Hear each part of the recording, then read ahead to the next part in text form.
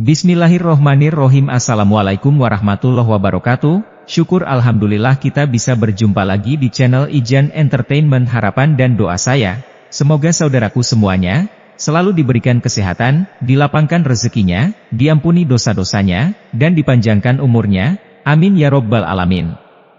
Sahabat beriman yang dirahmati Allah, pada kesempatan kali ini, saya akan membahas mengenai dosa istri kepada suami. Lalu apa saja dosa istri kepada suami? Yang sering dilakukan tersebut, yang pertama, adalah tak bisa dipungkiri, seorang istri yang baik dan syolehah, adalah istri yang senantiasa taat pada suami, dalam keadaan dan kondisi apapun, dengan catatan, selama masih dalam kebaikan. Karena dengan ketaatan istri kepada suami, insya Allah akan menumbuhkan rasa cinta kasih sayang, serta kesetiaan suami kepada istrinya. Pernah ditanyakan kepada Rasulullah Shallallahu Alaihi Wasallam, siapakah wanita yang paling baik? Rasulullah menjawab, yaitu yang paling menyenangkan, jika dilihat suaminya mentaati suami, jika diperintahkan dan tidak menyelisihi suami, pada diri dan hartanya, sehingga membuat suami benci. Hadits riwayat An-Nasai dan Ahmad.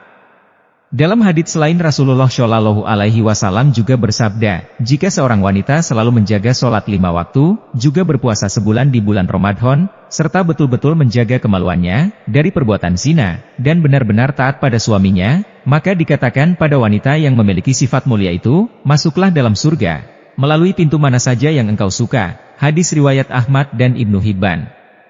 Dari dua hadits tersebut, kita bisa tahu bahwa seorang istri yang taat pada suami adalah salah satu ciri wanita mulia, dan bagi wanita seperti itu, maka Allah Subhanahu wa Ta'ala sudah menjanjikan surga bagi mereka. Namun yang terjadi sekarang adalah banyak para wanita yang kurang faham dan terkesan menyepelekan akan arti pentingnya patuh terhadap suami, apalagi didukung dengan maraknya media sosial yang kurang bisa dimanfaatkan kebaikannya di zaman sekarang ini.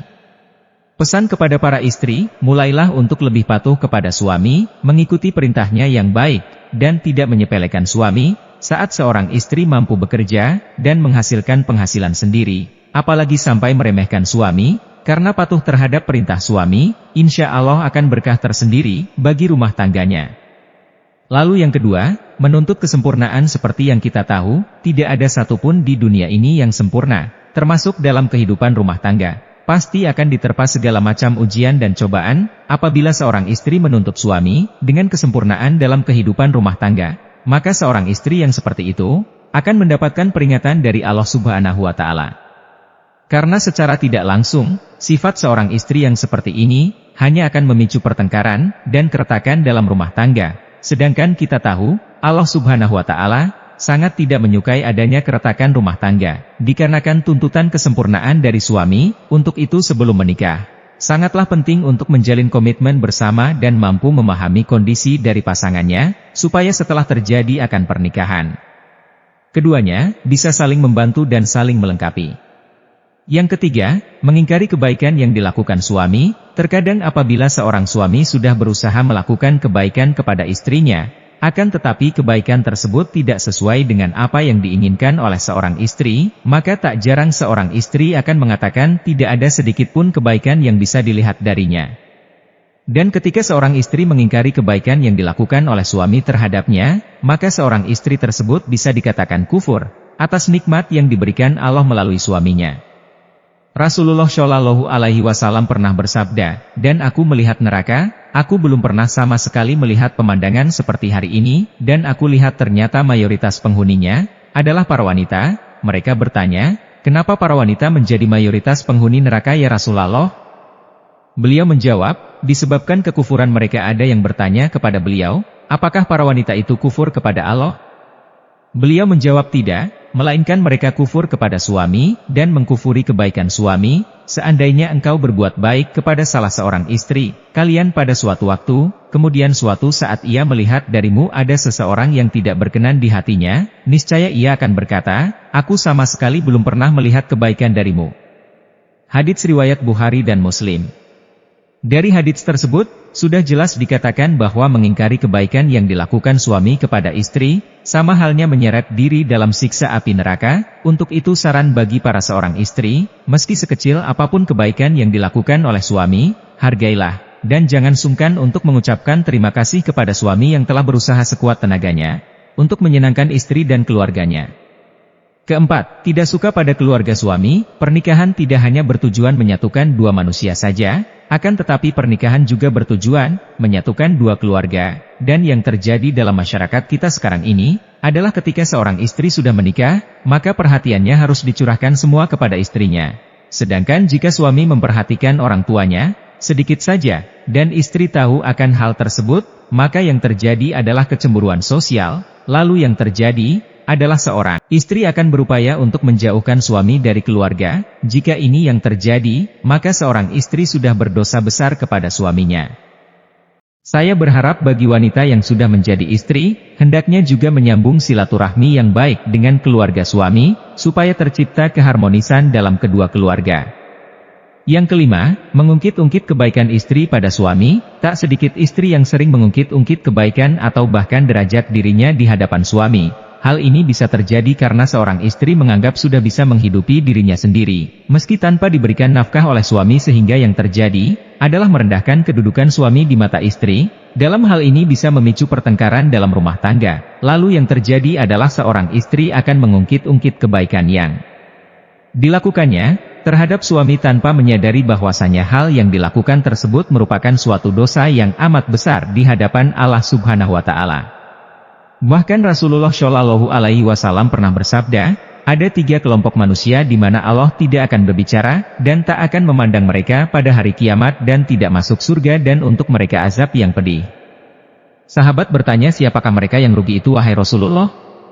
Beliau menjawab, orang yang menjulurkan kain sarungnya ke bawah mata kaki, atau semisil orang yang suka mengungkit-ungkit kebaikannya, dan orang yang suka bersumpah palsu ketika menjual. Hadits riwayat Muslim. Yang keenam, cemburu yang berlebihan. Dalam rumah tangga rasa cemburu terkadang dibutuhkan sebagai bumbu untuk meningkatkan keharmonisan dalam keluarga, akan tetapi dalam batas yang wajar. Rasa cemburu seorang istri terhadap suaminya menurut syariat Islam adalah ketika suami melakukan kemaksiatan, mendolimi istri, mengurangi hak-hak istri dan lain sebagainya. Akan tetapi cemburu seorang istri akan menjadi bentuk kedurhakaan terhadap suami, manakala cemburu tersebut tidak memiliki dasar yang jelas berupa bukti atau kebenaran. Dari Muadz bin Jabal radhiyallahu anhu, Rasulullah Shallallahu Alaihi Wasallam pernah bersabda, jika seorang istri menyakiti suaminya di dunia, maka calon istrinya di akhirat dari kalangan bidadari akan berkata, hai, janganlah engkau menyakitinya, semoga Allah mencelakanmu, sebab ia hanya sementara berkumpul denganmu, sebentar lagi ia akan berpisah dan akan kembali kepada kami. Hadits riwayat Tirmidzi dan Ibnu Majah. Untuk itu saran kepada istri maupun calon menjadi istri, sebisa mungkin usahakan untuk selalu menjaga lisan dari perkataan yang kurang baik kepada suami, dan cobalah untuk selalu terlihat sejurus ketika dipandang suami, dengan melakukan hal-hal kecil meskipun hanya sekedar tersenyum. Lalu yang ketujuh, kurang bisa menjaga penampilan. Tak jarang seorang istri mempunyai pemikiran bahwa jika sudah berumah tangga justru malah berpenampilan ala kadarnya, dan ini sangat berbeda ketika masih lajang. Segala upaya dilakukan demi menarik perhatian dari seorang laki-laki. Kalau saya mengatakan hal tersebut malah terbalik. Ketika seorang wanita sudah menjadi seorang istri, sebaiknya masih terus menjaga penampilannya di depan suami, karena dengan menjaga penampilan, bisa membuat suami merasa lebih senang. Berpenampilan menarik bisa disesuaikan dengan porsi masing-masing.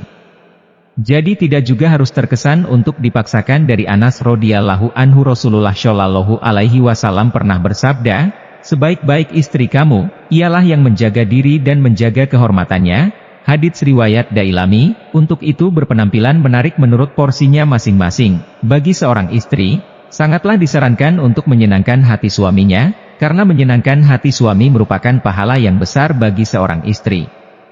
Kemudian yang kedelapan, keluar rumah tanpa seizin suami. Mungkin hal yang satu ini terkesan sepele di mata seorang istri, yakni keluar rumah atau bepergian tanpa seizin suami. Yang dimaksud keluar rumah adalah merujuk pada suatu tujuan tertentu, misalnya adalah berkunjung ke tempat orang lain, atau malah bepergian sendiri ke suatu tempat. Padahal kita tahu keluar batas dari rumah tanpa seizin suami sangatlah tidak dibenarkan bagi seorang istri, kecuali suami tidak berpesan dan tidak melarang keluar rumah, karena harus menyiapkan makanan untuk anaknya sehari-hari.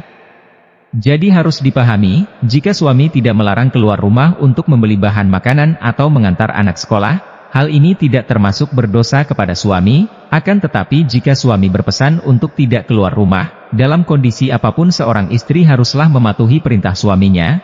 Pernah ada suatu kisah pada zaman Nabi Shallallahu Alaihi Wasallam, yakni seorang lelaki yang keluar bermusafir telah berpesan kepada istrinya, agar tidak turun atau keluar rumah, dari tingkat atas ke tingkat bawah. Lalu suatu hari bapak istrinya itu yang tinggal di tingkat bawah lalu jatuh sakit. Kemudian si istri mengutus seseorang menemui Rasulullah, agar memberi izin kepadanya untuk turun menjarahi bapaknya yang sedang sakit. Lalu Nabi Shallallahu Alaihi Wasallam mengatakan, taatilah suamimu. Sampai suatu ketika, sang ayah pun wafat, si istri lalu mengutus lagi seseorang kepada Rasulullah dan Rasulullah pun mengatakan, taatilah suamimu. Jenazah bapaknya pun dikebumikan, lalu Rasulullah mengutus kepada si istri untuk memberitahukan bahwa Allah telah menghapuskan dosa-dosa bapaknya, lantaran ketaatannya kepada suami.